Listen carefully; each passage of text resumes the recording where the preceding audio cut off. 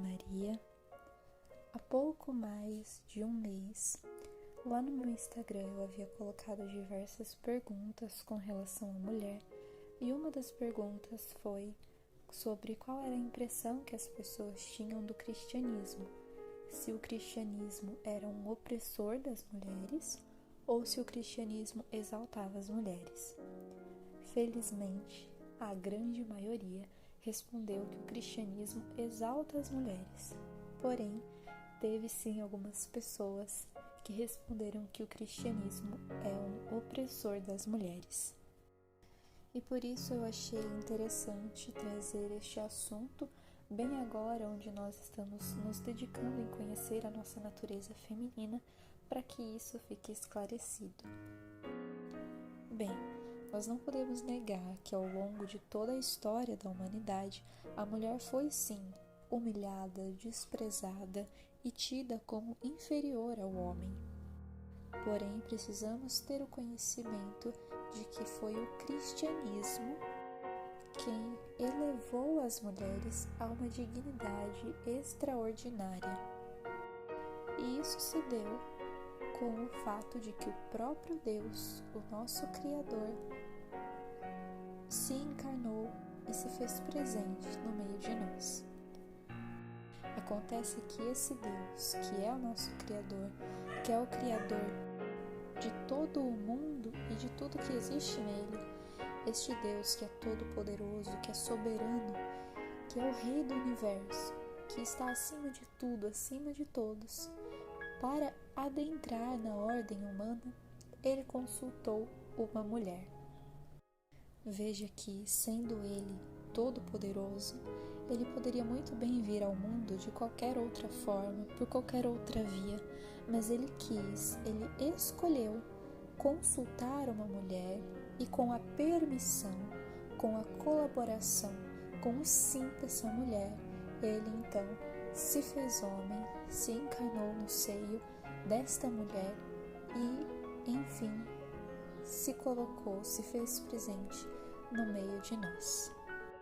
E ele fez isso exatamente para elevar a natureza feminina, para elevar extraordinariamente a dignidade da mulher. Então, Deus, que se torna homem e continua sendo Deus, ele quis se submeter a uma mulher por quem ele foi criado, educado, formado e cuidado. A uma mulher a quem ele era totalmente obediente. E nós vemos isso lá nas bodas de Caná, onde Jesus realiza o seu primeiro milagre. Como nós já conhecemos a história, estavam eles ali num casamento, acaba o vinho e Maria, que percebe este fato ocorrido, ela recorre a Jesus e diz que eles não têm mais vinho. E qual a resposta de Jesus? Mulher, isso cabe a mim? Ainda não é chegada a minha hora. Porém, Maria se volta aos serventes e diz: faça tudo o que ele vos disser. E embora Jesus tenha dito que ainda não era chegada a hora, assim ele fez, porque obedeceu a sua mãe, porque obedeceu aquela mulher. E ele fez tudo isso também para exaltar e para santificar a maternidade, a vocação da mulher como mãe. E então, quando Jesus passa a ter a sua vida pública, nos evangelhos nós sempre vemos o encontro de Jesus com as mulheres. E sabemos que a mulher sempre foi desprezada, sempre foi vista como alguém inferior. Mas Jesus, ele não teme em ir ao encontro das mulheres. Nós vemos vários episódios onde Jesus se encontra com essas mulheres e todas as vezes que acontece um desses encontros, nós vemos como Jesus trata as mulheres atenciosamente, amorosamente, e toda vez que um desses encontros acontece, nós podemos notar que o que Jesus faz é restituir a dignidade daquela mulher. Inclusive temos aquela passagem da mulher samaritana no poço, onde Jesus pede a ela um pouco de água, e quando os discípulos chegam, os discípulos de Jesus chegam, eles veem Jesus conversando com aquela mulher e eles mesmos pensam, nossa, o que ele está fazendo conversando com essa mulher, com essa samaritana, vendo ali o certo preconceito. Então nós vemos que Jesus, ele de fato não temia ir ao encontro das mulheres, e todas as vezes ele faz questão de nos mostrar através das Sagradas Escrituras que ele vem para dar de volta essa dignidade à mulher que até então era desprezada, era excluída mesmo da sociedade. Tem também aquela outra passagem onde Jesus cura a mulher hemorraíça, que vinha ali há anos sofrendo com um fluxo de sangue. E essa passagem é muito interessante porque Jesus está no meio de uma multidão composta por homens, por mulheres, e todos ali tocam Jesus, puxam Jesus, puxam sua roupa, mas essa mulher que era completamente excluída da sociedade, enfrentava aquela doença, ela ali rastejando no chão, por trás de Jesus, ela toca na roupa dele. E o Evangelho diz que Jesus sentiu sair uma força dele. Então ele para e pergunta: quem me tocou? E aí os discípulos falam: mestre, como assim quem te tocou? Tá todo mundo te tocando. Mas então Jesus fala: não, algo diferente aconteceu aqui.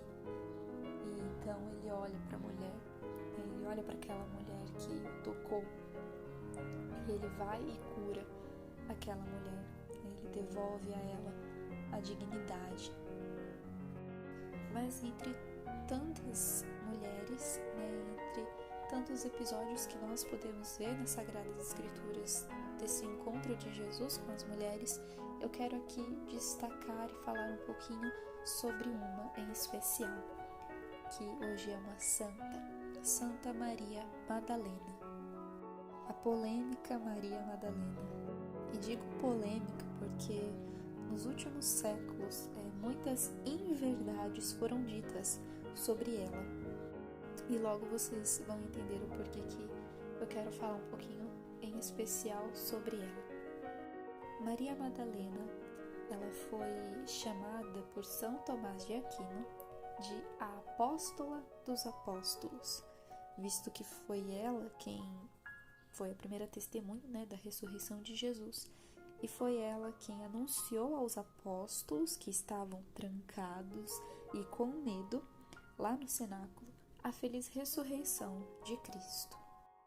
E só para esclarecer um pouquinho a real importância de Maria Madalena na história da igreja, vamos voltar lá no ano de 2016, o ano que foi consagrado o ano da misericórdia, Então, nesse ano de 2016, o Papa Francisco, por meio da congregação, publicou um decreto com o qual definiu que a celebração de Santa Maria Madalena, que até aquele dia era uma memória, apenas uma memória obrigatória, seria elevada no calendário romano geral à categoria de festa.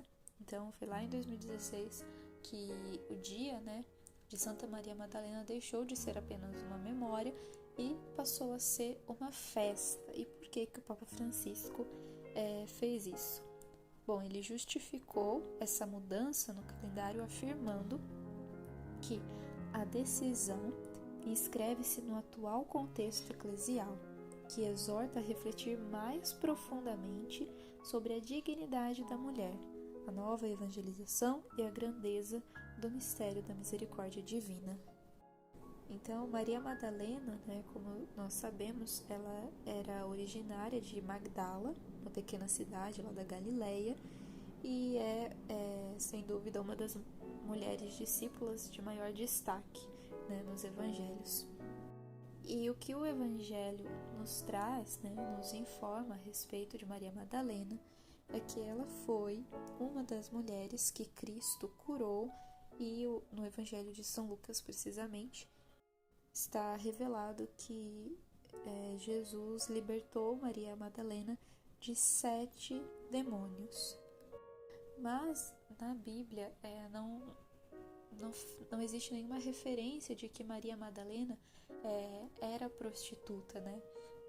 Mas no século IV, se eu não me engano, o Papa São Gregório, né, estudioso dos santos, da vida dos santos, ele interpreta e entende que Maria Madalena é sim aquela pecadora, né, aquela que chorou e banhou os pés do Senhor com suas lágrimas e secou com os cabelos. Ela é sim, né, aquela prostituta.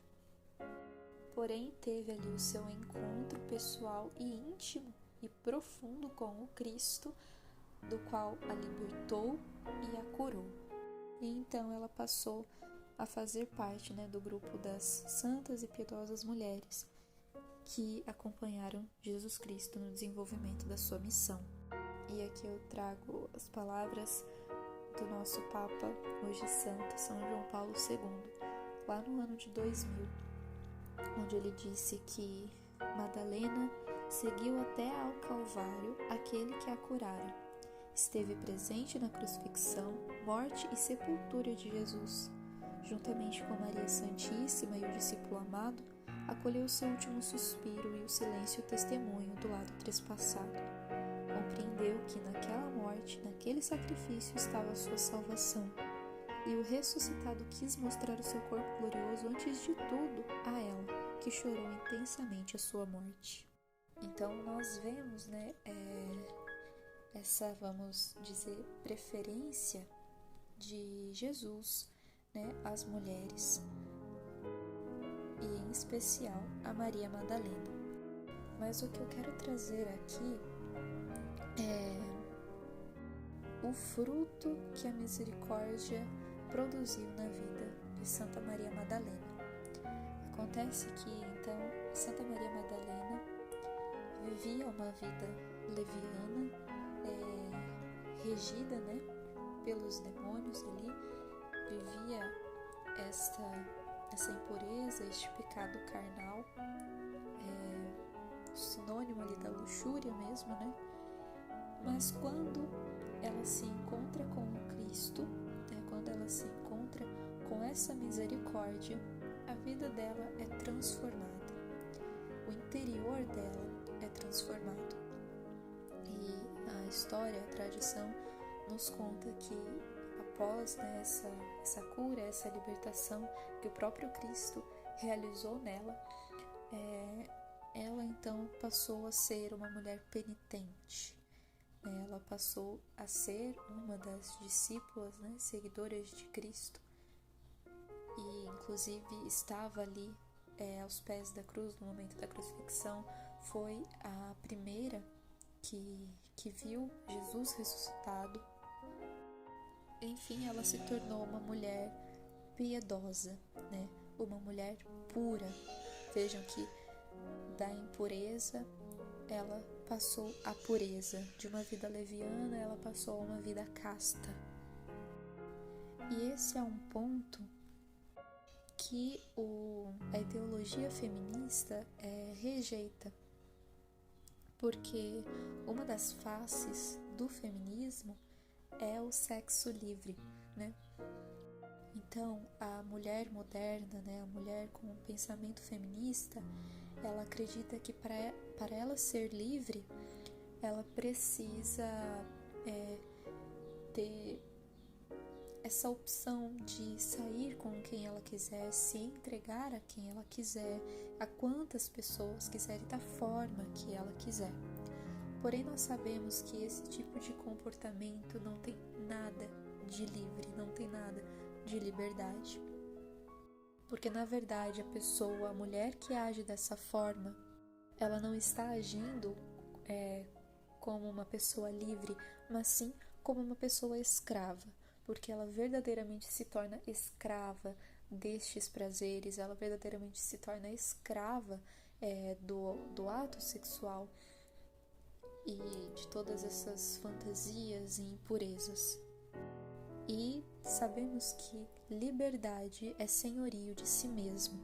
Então, uma pessoa que é entregue à luxúria, a uma vida leviana, ela não é livre como ela pensa que é. Na verdade, ela é escrava daquilo tudo.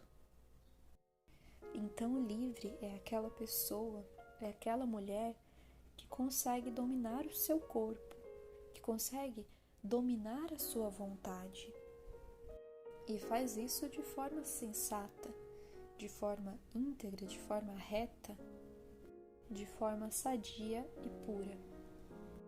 Então eu quis trazer aqui Santa Maria Madalena exatamente para mostrar que Jesus não teme, em ir ao encontro das mulheres, e que quando Jesus teve esse encontro com Maria Madalena, ele mudou completamente, a vida dela, mudou completamente o interior dela e restituiu a ela a sua dignidade, elevou a dignidade dela extraordinariamente. E ela, que vivia uma vida no pecado da luxúria, que vivia uma vida leviana, ao ter esse encontro com a própria misericórdia, ela muda de vida. E ali, como diz o São João Paulo II, ela reconhece ali em Jesus a sua salvação. Ali ela se encontra com a liberdade. E veja que ao se encontrar com essa liberdade, ela muda completamente de vida. Ela se torna uma pessoa penitente, ela se torna uma pessoa casta. E o fato de você ser uma pessoa que vive a castidade, que vive a pureza e que tem o domínio sobre as suas vontades, sobre o seu corpo, faz com que você esteja elevado. Faz com que a sua dignidade esteja elevada. E assim essa pessoa não vive apenas pelos instintos, pelos prazeres, se igualando aos animais irracionais. Que é exatamente a forma como o feminismo faz as mulheres viverem, como se fossem bichos, porque este é um ponto real do feminismo, o sexo livre, a questão de você não reprimir as suas vontades, de você não reprimir as suas paixões e então ter relações com quem você quiser, com quantas pessoas você quiser, da forma que você quiser, enfim. Então, na verdade, de liberdade isso não tem nada.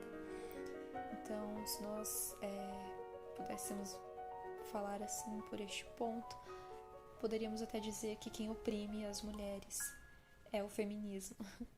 E o cristianismo, na verdade, ele vem trazer essa liberdade para a mulher. Ele vem trazer essa dignidade extraordinária da mulher, vem devolver essa dignidade para a mulher. E ele fez e faz isso através da pessoa da Santíssima Virgem, Como eu já disse no começo, Deus, o Todo-Poderoso, para entrar na ordem humana, ele quis a colaboração e o sim de uma mulher. E vemos também que Jesus, ele quer restituir a nossa dignidade, ele quer elevar a nossa dignidade de mulheres. Então, o cristianismo, o Cristo, ele exalta a mulher e não a oprime, como muitos pensam, como a maioria das feministas acreditam. Finalizo então com uma frase do Papa Bento XVI, na audiência geral no ano de 2007, onde ele disse que a história do cristianismo teria tido um desenvolvimento muito diferente se não houvesse a generosa contribuição de muitas mulheres. Então eu espero que este assunto tenha sido útil a você.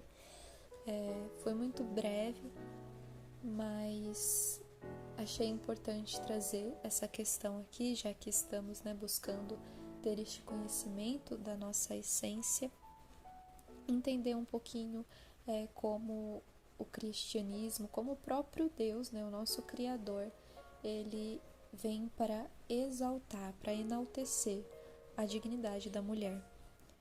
E se isso foi bom para você, eu peço para que você compartilhe com o máximo de mulheres, com o máximo de pessoas que você puder, que você acreditar que vai ser bom também para essa pessoa.